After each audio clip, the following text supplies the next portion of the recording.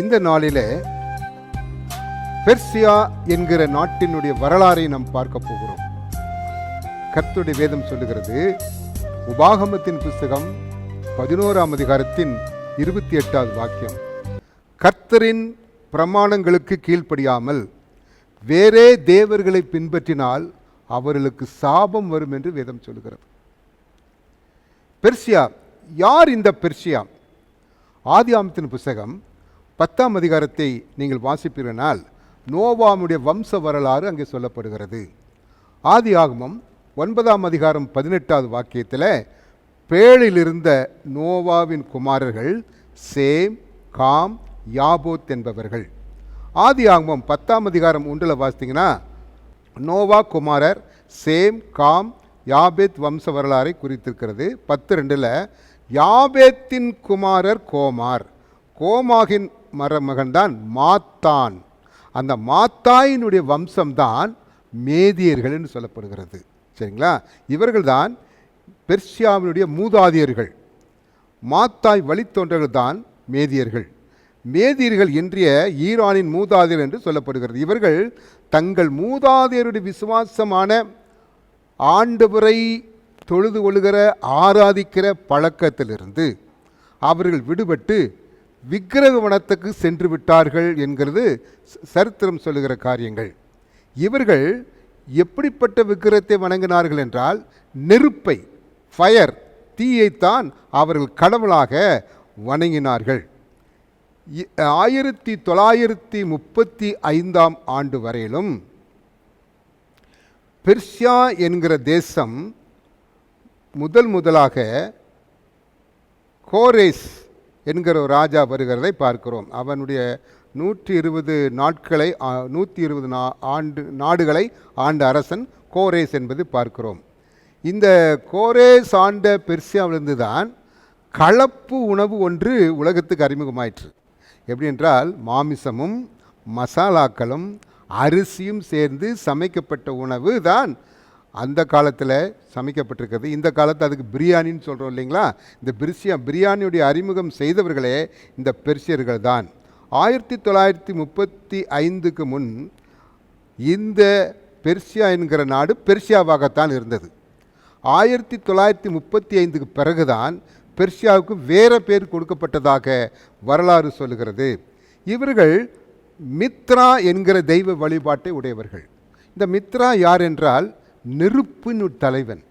நெருப்பு தான், தீதான் இந்த மித்ராவுடைய முக்கியமானவர்கள். ஆகவே இவர்கள் அக்னியை வணங்கி வந்தார்கள் என்று வேதம் சொல்லுகிறது. இவங்களுடைய மதத்துக்கு பிறகு சொராஸ்திரம் என்கிற ஒரு மதத்தை இவர்கள் தழுவி இருக்கிறார்கள் என்று இங்கு சரித்திரம் சொல்லுகிறது. சரி, உபாகமத்தின் புஸ்தகம் 5ஆம் அதிகாரத்தின் 8வது வாக்கியத்தை பார்த்தால் வானம், பூமி, சமுத்திரம், நீரூற்றுக்கள் இவர்களில் எந்த ஒரு விக்கிரகத்தையும் வணங்கவோ நமஸ்கரிக்க வேண்டாம் என்பதுதான் தேவனாய் கர்த்தருடைய கட்டளையாக இருக்கிறது. அதே உபாகமத்தின் புஸ்தகம் 5ஆம் அதிகாரம் 9 வாசித்தால் நமஸ்கரிக்காதே, அப்படி நமஸ்கரித்தால் 3ஆம் 4ஆம் தலைமுறை மட்டும் அவருடைய அக்கிரமங்களை நான் விசாரிப்பேன் என்று தேவன் எச்சரிக்கிறதையும் பாருங்கள். அப்படி இருக்கும்போது சொராஸ்ட்ரியம் என்கிற இந்த மதம் வந்து தீயை, நெருப்பை கடவுளாக வணங்கி வந்தார்கள் என்று சொல்லுகிறது. நோவா குறித்து எபிரேயருக்கு எழுதின நிருபம் 11ஆம் அதிகாரம் 7 வாசிக்கும்போது விசுவாசத்தால் நோவா தற்காலத்திலே காணாதவர்களை குறித்து தேவ எச்சரிப்பை பெற்று பயபக்தி உள்ளவனாகி குடும்ப ரட்சிப்புக்காக அவன் பேழை உண்டு பண்ணினான். நோவா வந்து பேழை உண்டு பண்ணது நல்லது தான். ஆண்டுடைய திட்டத்தை சித்தத்தை செய்தான். அவன் குடும்பத்தார் மாத்திரம் அந்த பேழைக்குள்ளே பிரவேசித்தார்கள். நோவாவின் சந்ததியார், பேரப்பிள்ளைகள் விசுவாசத்தை விட்டு விலகி விக்கிரக மார்க்கமாய் தீயை தொல்ல தொடங்கிவிட்டார்கள். எதுவரையிலும் இருந்தாங்க? அவர்கள் பேழைக்குள் இருக்கவர்களும் நோவாவின் விசுவாசத்தை காத்து கொண்டார்கள். பேழை விட்டு வெளியே வந்து 1 வருஷம் 10 நாள் ஆயிற்று அந்த பேழை தண்ணியிலிருந்து வெளியில் வருவதற்கு, கரை சேருவதற்கு. அதற்கு பிறகு அவர்கள் விக்கிரக மார்க்கத்தாய் போனார்கள் என்று சொல்கிறது. உபாகமத்தின் புஸ்தகம் 11ஆம் அதிகாரம் 28 வாசிக்கும் பொழுது கர்த்தரின் பிரமாணங்களுக்கு கீழ்ப்படியாமல் வேறே தேவர்களை நீங்கள் பின்பற்றினால் உங்களுக்கு சாபம் வரும் என்று வேதம் சொல்கிறது. அப்படி ஆகவே கிபி 7வது நூற்றாண்டிலே பாலைவன நாடோடிகளாக இருந்த இஸ்லாமியர்கள் அதுக்கு முன்பதாக அவ்வளவு ஒரு ஆர்கனைஸ்டாக இல்லை. அவர்கள் ஆங்கே பாலைவனத்தில் நாடோடிகளாக இருந்தார்கள். அப்படி நாடோடிகளாக இருந்த இவர்களை 120 வருஷம் 120 நாட்களை, அதாவது 120 நாடுகளை ஆண்ட இந்த பெர்சிய சாம்ராஜ்யத்தை அவர்கள் மிக எளிதாக வெற்றி கொண்டு அடிமைகளாக்கி போட்டார்கள். யோசித்து பாருங்க, இந்தியா தேசம் முதல் என்று எஸ்தரில் வாசிப்பீங்க. அப்போ 127 நாடுகளை ஆண்ட அந்த மன்னன் எவ்வளோ வலிமையாக இருந்திருக்க வேண்டும்.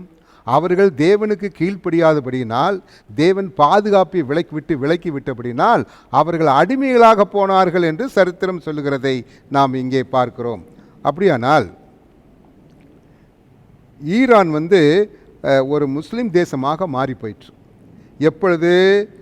இந்த கிபி 7ஆம் நூற்றாண்டுக்கு பிறகுதான். எஸ்தர் 1ஆம் அதிகாரத்தில் வாசித்தா, இந்தியா முதல் எகிப்து தேசம் வரையிலும் 127 நாடுகளை ஆண்ட ஒரு சாம்ராஜ்யம் பெர்சிய சாம்ராஜ்யம் என்று நாம் பார்க்கிறோம். திரளான மக்கள் தொகை கொண்ட நாடாக இருந்தது.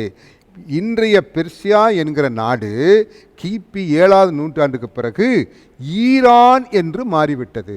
அடிமையின் தேசமாக மாறிவிட்டது. இன்றைய பெர்சியாவினுடைய புள்ளி விவரம் எப்படி தெரியுங்களா?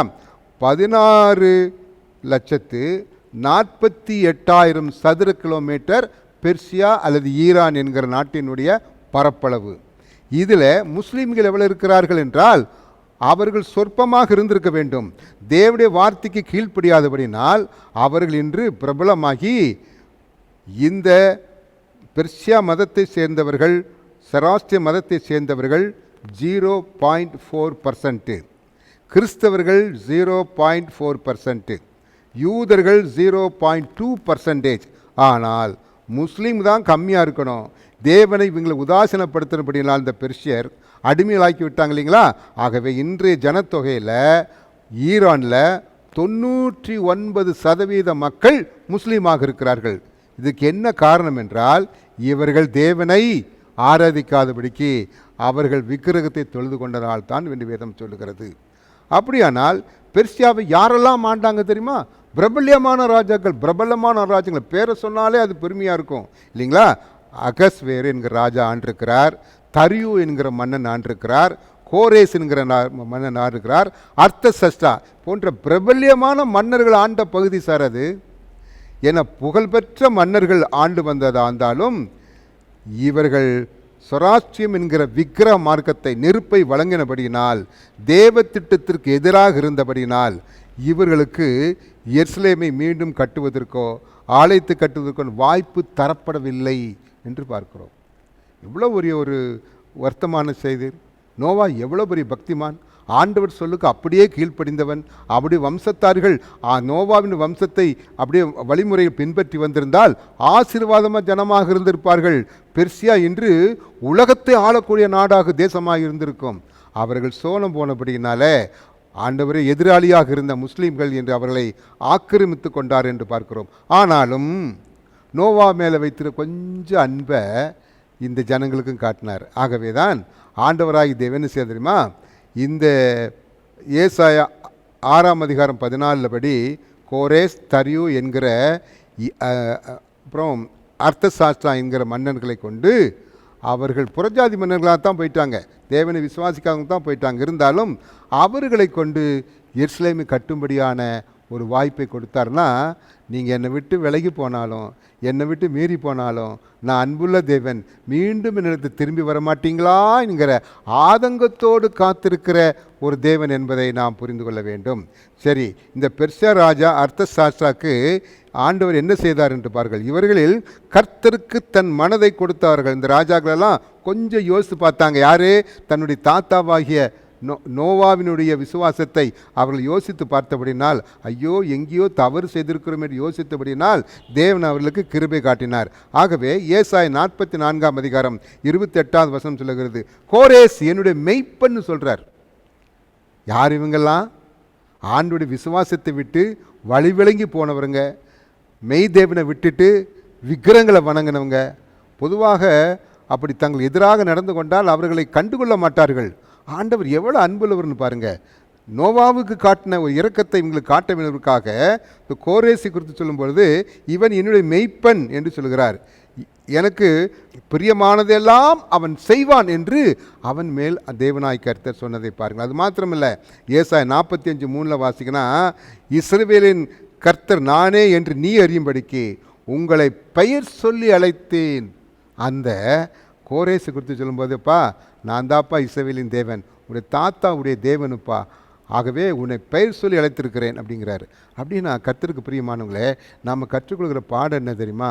நாம் ஆண்டவரை விட்டு விசுவாசிலிருந்து பின்வாங்கி போனாலும் நாம் ஆதியிலே கொண்டிருந்த அன்பை நினைத்தவராக நமக்கு இரக்கம் காட்டுகிறார். மீண்டு வரும்படியாக வருந்தி அழைக்கிறார். அவன் போனா போட்டும் அப்படின்னு சொல்கிற தேவன் இல்லை.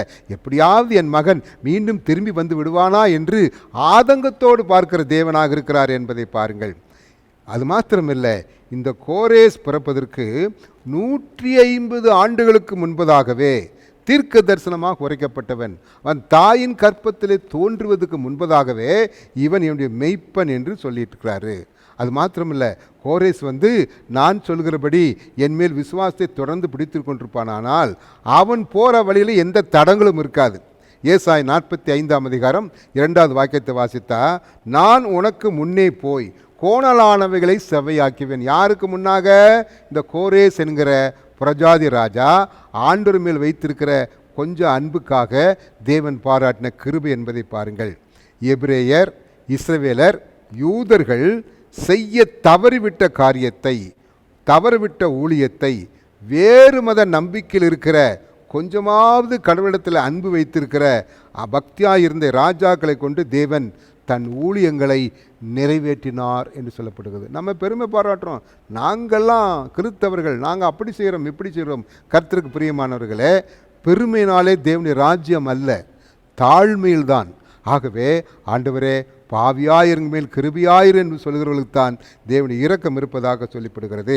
வெளியாகமத்தின் புஸ்தகம் 3:17 பார்த்தீங்கன்னா, நான் திரவிய சம்பந்தம் எனக்கு ஒரு குறைவில்லை என்று சொல்கிற சூழ்நிலையை பார்க்கிறோம். அப்படி அல்ல. கர்த்தருக்கு பிரியமானவர்களே, நாம் எப்பொழுதும் குறைவுள்ளவர் என்பதை நினைத்து கொள்ள வேண்டும். அப்படி நாம் எல்லாம் எங்களுக்கு இருக்கு நினைச்சோன்னா ஆண்டவருடைய அனுகிரகம் நமக்கு கிடைக்காது என்பதை புரிந்து கொள்ளுங்கள். அப்படியானால் நீங்களும் நானும் தேவ ஊழியத்தை செய்த மறுத்தால் அல்லது வேற்று நபர்களால் கர்த்தரின் ஊழியம் செய்து முடிக்கப்படும். நீங்களும் நானும் தேவ ஊழியத்தை செய்வதற்கு தயக்கம் காட்டினால் அல்லது மறுப்பு காட்டினால் ஆண்டவர் வேற ஒரு ஆளை கொண்டாந்துருவாருங்க, இல்லைங்களா? நம்ம நினைக்கிறோம், நான் இல்லைன்னா யார் நடத்துவா, யார் செய்வா? ஆண்டவர் சொல்கிறாரு, மனுஷனே நீ செய்யலைன்னா நான் யாரை கொண்டு செய்கிறேன்னு சொல்கிறாருன்னு பாருங்க.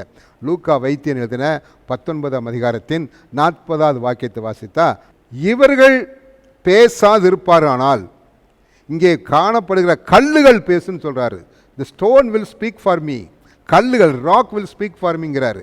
கல்லுகளும் அல்லது இந்த பாறை எனக்காக பேசும்.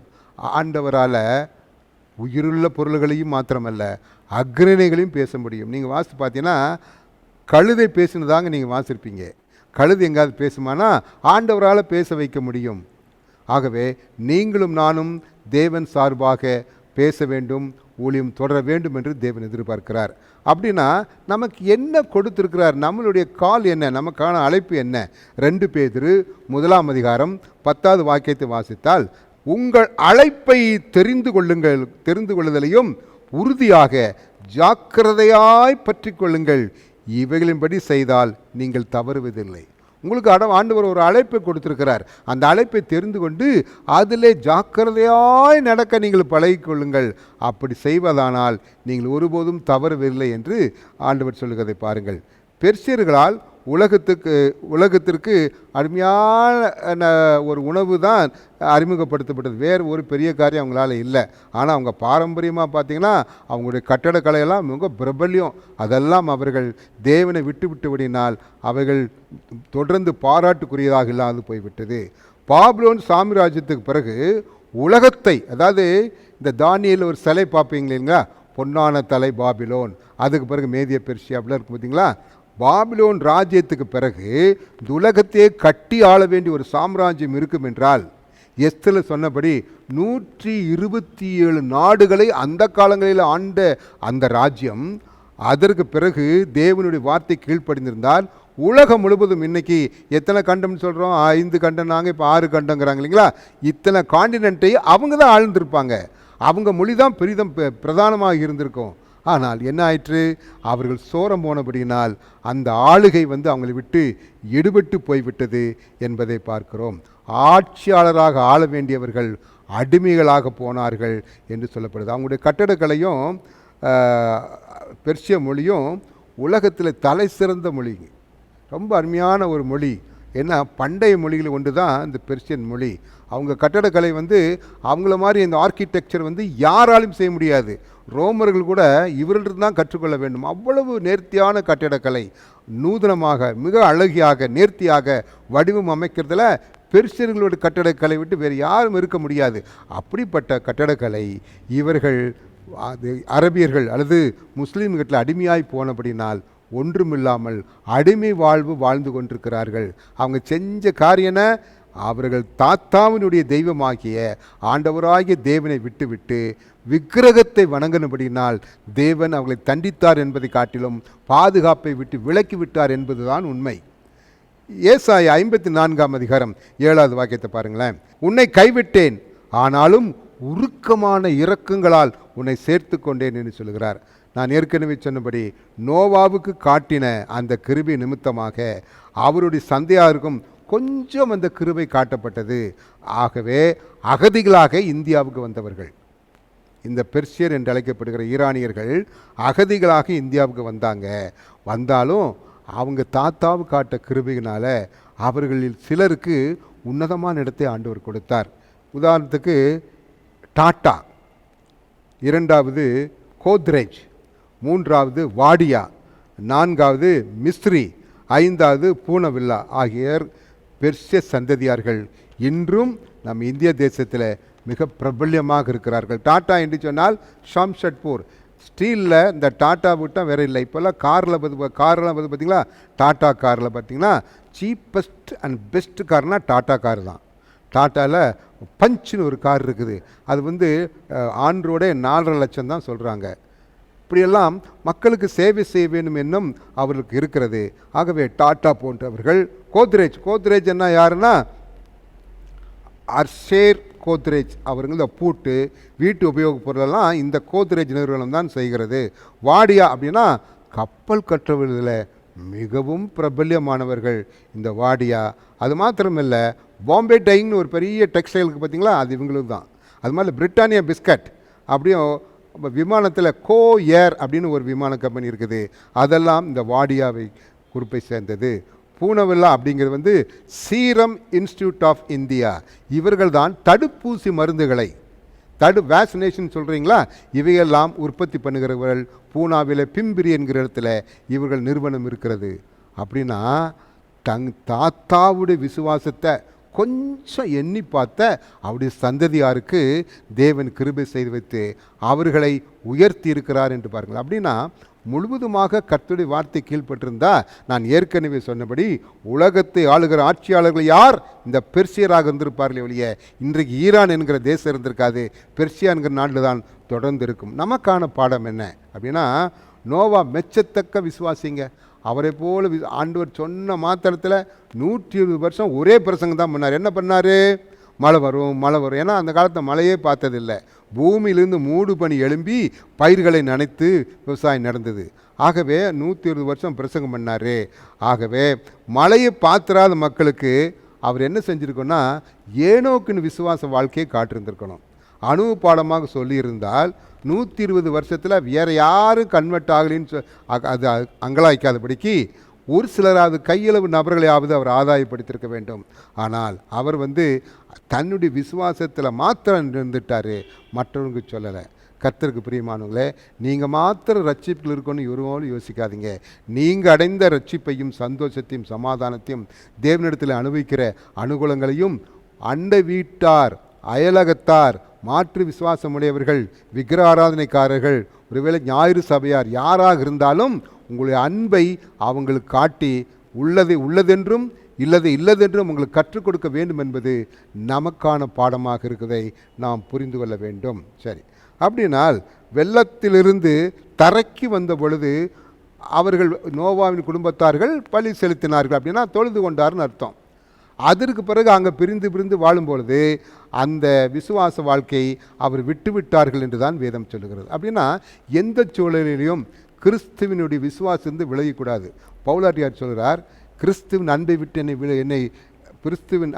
என்னை விலக்குவன் யார் என்று ஒரு கேள்வி கேட்டு நஷ்டம், கஷ்டம், துன்பம், துயரம், வியாதி, வியாகுலம், மரணம் என்று சொல்லி பெரிய பட்டியலே போடுறாரு. கிறிஸ்துவின் அன்பை விட்டு என்னை பிரிப்பவன் யார் கேள்விக்கு இவ்வளவு காரியங்களை சொல்கிறாருன்னா யோசித்து பாருங்கள். இன்று நம்முடைய நிலையிலும் எந்த சூழ்நிலையாக இருந்தாலும் லாபமாக இருந்த காரியத்தில் சந்தோஷமாக இருக்கும்போது கிறிஸ்தவர்கள் அல்ல, என்ன வந்தாலும் எது வந்தாலும் நம்புவேன் என்று சொல்கிறதான் கிறிஸ்தவ விசுவாசம் என்பதை நீங்களும் நானும் புரிந்து கொள்ள வேண்டும். ஒருவேளை அப்படி செய்வோமானால் நமக்கு எப்படிப்பட்ட காரியங்கள் சொல்லப்படுகிறது? நோவா செய்ய தவறு தன் பிள்ளைகளுக்கு, தன் பேர பிள்ளைகளுக்கு நேர்த்தியாய் கடைசி வரலும் விசுவாசத்தோடு இருப்பதற்கான காரியத்தை அவர் கற்றுக் கொடுக்கல. அதுதான் பிரச்சனை. அப்படின்னா நமக்கு என்ன சொல்லப்படுகிறது? நம்முடைய காலத்து உபாகமத்தின் புஸ்தகம் 32ஆம் அதிகாரம் 46 வாசிக்கும் பொழுது, நியாயப்பிரமாண வார்த்தைகளை உங்கள் பிள்ளைகள் செய்யும்படிக்கு கவனமாயிரு. தேவனுடைய நியாயப்பிரமாண வார்த்தைகளை உன் பிள்ளைகளையும் உன் பேர பிள்ளையும் உன் சந்ததியும் கை கொள்ளும்படி நீ கவனமாயிரு. அது 32:47, உபாகம் 32:47. இது உங்கள் ஜீவன், உங்கள் நாட்களை நீடிக்க பண்ணுவேன். நீங்கள் இப்படி செஞ்சால் என்ன நன்மை? நம்ம கேட்குறோம்ல, எதாச்சா இப்படி செய்கிற எனக்கு என்ன லாபம்னு கேட்குற இல்லைங்களா?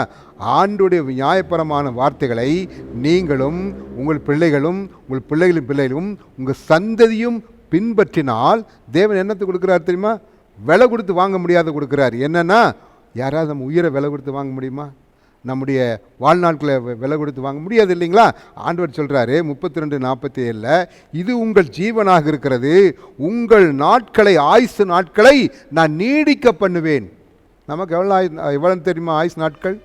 பொதுவாக 10 பசலை, 20 எடக்கு, 30 முறுக்கு, 40 நர, 50 தெர, 60 அசதி, 70 ஆட்டம், 80 ஓட்டம். 80 வயசு தான் நமக்கு மேக்சிமம் அப்படின்னு சொல்லுது. அது வேதமாக தான் சொல்லுகிறது.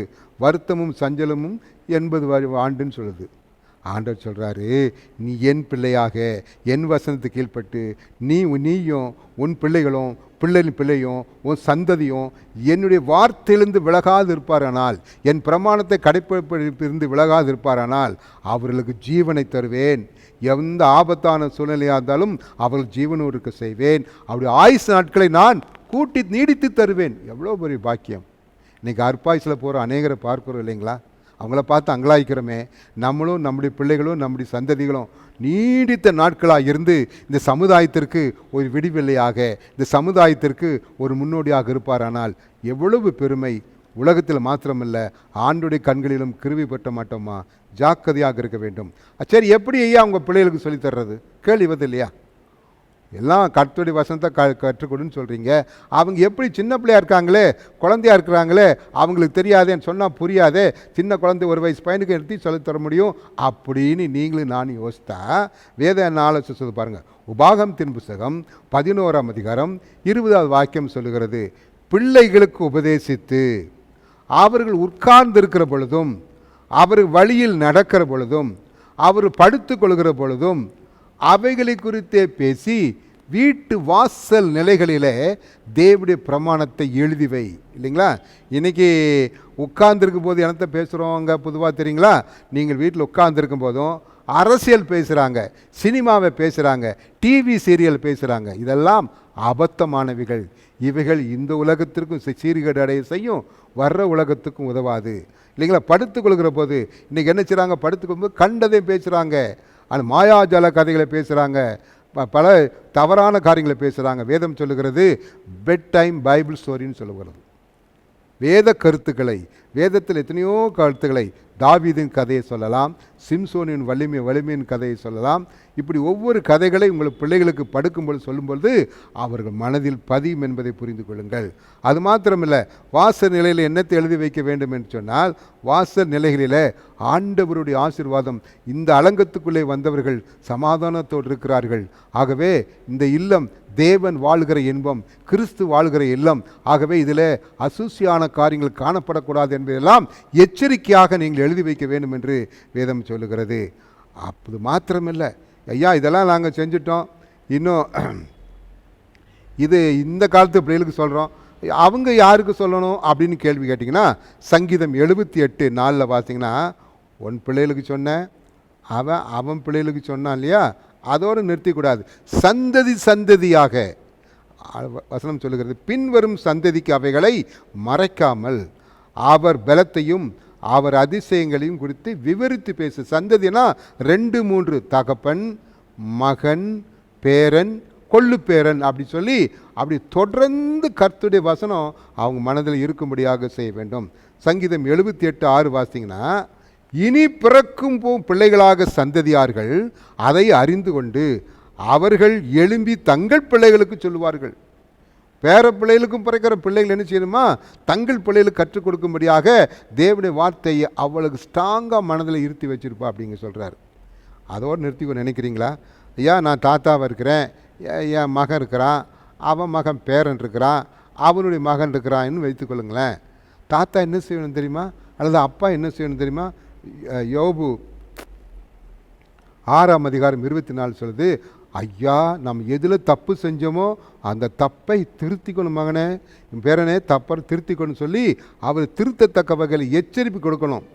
அது மாத்திரமில்லை, ஓசியா 5:2 வாக்கியம் சொல்லுகிறது, நெறி தவறினவர்கள் மிகுந்த வாதை செய்கிறார்கள், அவர் எல்லாவற்றையும் தண்டிப்பேன். இப்போ நீ செய்யலைனா, ஆண்டோடைய எச்சரிப்பை நீ கேட்கலைனா ஆண்டவர் தண்டிப்பார் என்று அவர்களுக்கு கற்றுக் கொடுக்க வேண்டும் என்று சொல்லுகிறது.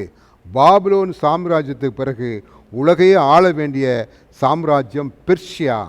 இன்று பெர்ஷியா என்கிறதே இல்லாமல் போயிட்டு இன்றைக்கி அடிமையின் தேசமாகிய ஈரானாக மாறிவிட்டது என்பதை நாம் பார்க்கிறோம். நாடாடிகளாக இருந்த இங்கே நாடோடிகளாக இருந்த முஸ்லீம் மார்க்கம் இன்று ஆளுகையின் மார்க்கமாக மாறி ராஜ்யம் செய்ய வேண்டிய, ஆளுகை செய்ய வேண்டிய அவர்களை அடிமைகளாக்கி வைத்திருக்கிறார்கள் என்பது பார்க்கிறோம்.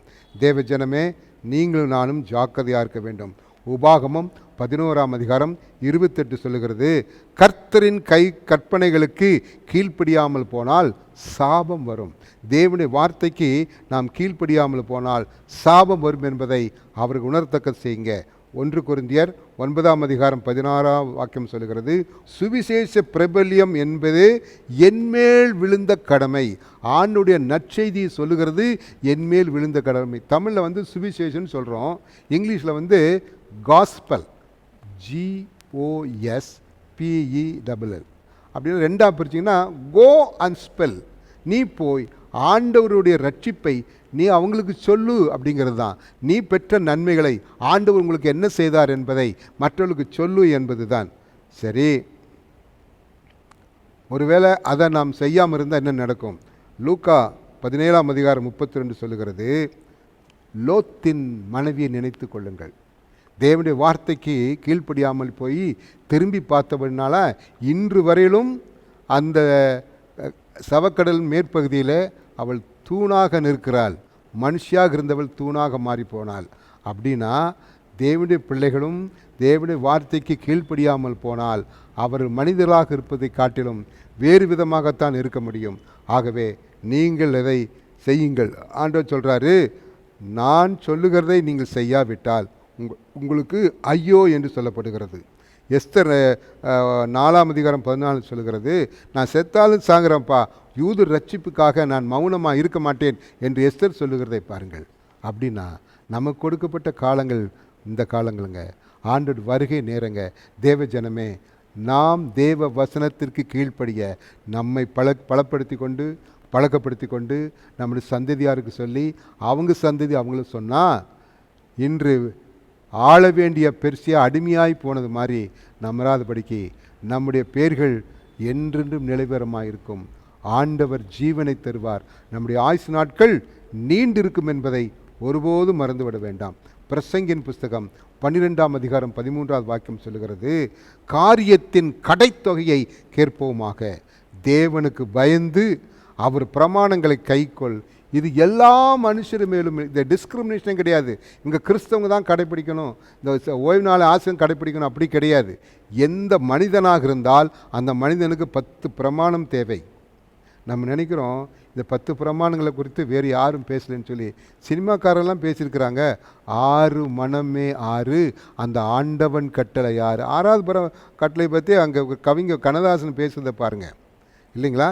நீங்கள் எந்த நாட்டிலையாவது திருடுனா சரின்னு சொல்கிற ஒரு நாட்டை சொல்லுங்கள், பெண்களோடு தவறாக பழவிட்டா சரின்னு சொல்கிற நாட்டை சொல்லுங்கள். அப்படின்னா சட்டம் என்பது 10 பிரமாணத்தை அடிப்படையாக வைத்து தான் எல்லா தேசத்திலும் அடிப்படை சட்டங்களை ஏற்றுவார்களாகவே தேவனுடைய பிரமாணம் என்பது இது வாசிக்கக்கூடியதல்ல, சுவாசிக்கக்கூடியது. எப்படி சுவாசம் நின்றுட்டா மனுஷன் செத்து போயிடுவானோ, அதே போல் தேவனுடைய பிரமாணத்தை விட்டு சன நேரம் விலகி இருந்தாலும் நமக்கு ஆபத்து சூழ்ந்து கொள்ளும், சத்துரு நம்மை கை கொண்டு விடுவான் என்பதை புரிந்து கொள்ளுங்கள். 1 கொரிந்தியர் 9ஆம் அதிகாரம் 16வது வாக்கியத்தை வாசித்தார், என்மேல் விழுந்த கடமை சுவிசேஷத்தை பிரசங்கியாமல் இருந்தால் எனக்கு ஐயோ. ஆண்டவரை பற்றியும் அவர் ரட்சிப்பை பற்றியும் அவர் மனுக்குலத்துக்காக செய்த தியாகத்தை பற்றியும் மற்றவர்களோடு நான் பேசாதபடிக்கு, மற்றவர்களுக்கு கற்றுக் கொடுக்காதபடிக்கு நான் மாற்றம் அடக்கி வைத்திருப்பேன். ஆனால் அந்த அந்த ஆக்கனையும் உங்களை கேட்பார். ஆண்டவர் சொல்கிறாரு, இவர்கள் அமைதி, இவர்களுக்கு ரட்சிப்பை நீ சொல்லாதபடினால அவருடைய காரியங்களை உன் கையில் விசாரிப்பேங்கிறாரு. நீங்கள் தான் ஜவாப்தாரி, கர்த்தருக்கு பிரியமானவர்களே. ஆகவே சுவிசேஷம் என்பது நமக்கு கொடுக்கப்பட்ட ஒரு வேலை, பெரிய காரியம் இல்லை. நீங்கள் வேதத்தை எடுத்துகிட்டு போய் தெருவா நின்று இல்லை. நீங்கள் ஆண்டோடத்தில் பெற்றுக்கொண்ட நன்மைகளை உங்கள் பக்கத்து வீட்டில் அண்டா ஏலகத்தாரில் அறிமுகமானவர்கிட்ட ஆண்டவர் நல்லவர், நீங்களும் வாங்க, அவர் உங்களை ஆசீர்வதிப்பார் என்று சொல்கிறது தான் சுவிசேஷம் என்பதை புரிந்து கொள்ளுங்கள். நித்திய சுவிசேஷம் எதுனா, நித்திய சுவிசேஷம் என்றால் 3 தூதருடைய தூது, முத்தூது தான் நித்திய சுவிசேஷம், இல்லைங்களா? ஆகவே அந்த முத்தூதை கேட்கிறவர்கள் வாழ்ந்திருந்தாலும் பாக்கியவான்கள், ஒருவேளை தேவனுடைய அழைப்புக்கிறங்க சென்றிருந்தாலும் பாக்கியவான்கள் என்பதை நாம் புரிந்து கொள்ள வேண்டும். இப்படி செய்தால் நாம் என்ன ஒரு ஊழியத்தை நிறைவேற்றுகிறோம் என்பதை பாருங்கள். நிறைவாக யாக்கோபின் நிருபம் 5ஆம் அதிகாரம் 20வது வாக்கியம் சொல்லுகிறது, தப்பிப்போன மார்க்கத்திலிருந்து ஒரு பாவியை திருப்புகிறவன் ஒரு ஆத்துமாவை மரணத்திலிருந்து ரட்சித்து திரளான பாவங்களை மூடுவான் என்று சொல்லுகிறது. அப்படின்னா பாவம் செய்ய பழகினாங்கன்னா அநேகருடைய பாவங்களை மூடுவதற்கான வாய்ப்பை தேவன் கருகிறார். அதற்கு ஒரே வேளை இந்த விசுவாசத்திலிருந்து, ஆண்டுடைய அழைப்பில் இருந்து விலகி போனவங்க யார் இருந்தாலும், அவங்கெல்லாம் முன்னாடி கிறிஸ்துவராங்க தாங்க இருந்தாங்க, அவங்கெல்லாம் ஆலயத்துக்கு போகிறதா இருந்தாங்க, அவங்கெல்லாம் வேதம் வாசிட்டு இருந்தாங்க, இப்போ அது முக்கியப்படுத்தலை அப்படின்னு சொல்லக்கூடிய சூழ்நிலை யார் இருந்தாலும், அல்லது ஏன்னா அண்டைய தலைத்தார் அவ்வளவு அவங்க ஒரு தரமானவங்க இல்லை, எதேச்சியானவர்கள் அப்படின்லாம் சொன்னீங்கன்னா கூட அவங்களுக்கு உங்கள் நடை உடை உங்கள் நடை உடை பாவனையினாலே கிறிஸ்து யார் என்று உங்களுக்கு காட்டுங்க, கிறிஸ்துவின் அன்பை பற்றி சொல்லுங்கள். கிறிஸ்து இல்லாதபடிக்கு இந்த உலகம் இல்லை, இந்த உலக வாழ்க்கை இல்லை. நீங்கள் எந்த நிலையில் இருந்தாலும் உங்களை மேன்மையடைய கிறிஸ்துவால் செய்ய முடியும் என்பதை கற்றுக் கொடுங்கள். இதுதான் தப்பிப்போன மார்க்கத்திலிருந்து ஒரு பாவியை திருப்புறவன் அவருடைய பாவங்களை எல்லாம் மன்னித்து அவர்களை கிறிஸ்து நடத்துவான் என்று சொல்லி, தப்பிப்போன மார்க்கத்திலிருந்து ஒரு பாவியை திருப்புறவன் ஒரு ஆத்மாவை மரணத்திலிருந்து ரட்சித்து திரளான பாவங்களை மூடுவான். அந்த வாய்ப்பு உங்களுக்கும் எனக்கும் கொடுக்கப்பட்டிருக்கிறது. இதை செய்வதற்கு தேவ ஜனமே தீர்மானிங்கள். ஜெபிப்போம். எங்களை நேசிக்கதான் அன்பின் தகப்பனே, இந்த நாளில் எங்களை கேட்ட செய்தி ஆண்டவரே, இதை கேட்டுக்கொண்டிருக்கிற பிள்ளைகளுக்கு ஆசீர்வாதமாக இருக்க உதவி செய்யும். இந்த ஜனமே அவர் நல்ல தீர்மானம் செய்யட்டும். நாங்களும் ஆண்டவராகிய தேவன் எங்களுக்கு கொடுத்த பிரமாண பாதையை நடப்போம் என்றும், அதை அறியாத ஜனங்களுக்கு கற்றுக் கொடுப்போம் என்றும், அநேகரை ரட்சிக்க வழிநடத்துவதற்கு எங்களால் ஆனதை செய்வோம் என்று தீர்மானிக்க உதவி செய்யும். அதை நிமித்தமாக அவர்கள் ஆயுசு நீடிக்கப்படட்டும். ஆயுசு நாட்களை கூட்டித்தர முடியாக ஜெபிக்கிறேன். அவளுக்கு தேவையான நன்மைகளையும் கிருபைகளையும் தாரும். ஆசீர்வதித்து காத்துக்கொள்ளும். இயேசு கிறிஸ்துவின் வழியாக பிதாவே, ஆமென். நம்முடைய கர்த்தராகிய இயேசுவினுடைய கிருபையும் பிதாவாகிய தேவனுடைய அன்பும் பரிசுத்த ஆவியானவருடைய அன்யோன்ய ஐக்கியமும் ஸ்லாக்கிய பாக்கியமும் இந்த செய்தி கேட்டுக்கொண்ட பிள்ளைகளோடும் நல்ல தீர்மானம் எடுத்த பிள்ளைகளுக்கு தேவனாய் கர்த்தர் கொடுக்கதான நல்ல புதிய கிருபைகளோடும் இரக்கங்களோடும் கூட இன்றும் என்றும் சதா காலங்களும் இருப்பதாக. ஆமென். God bless you all. God bless you. Thank you so much.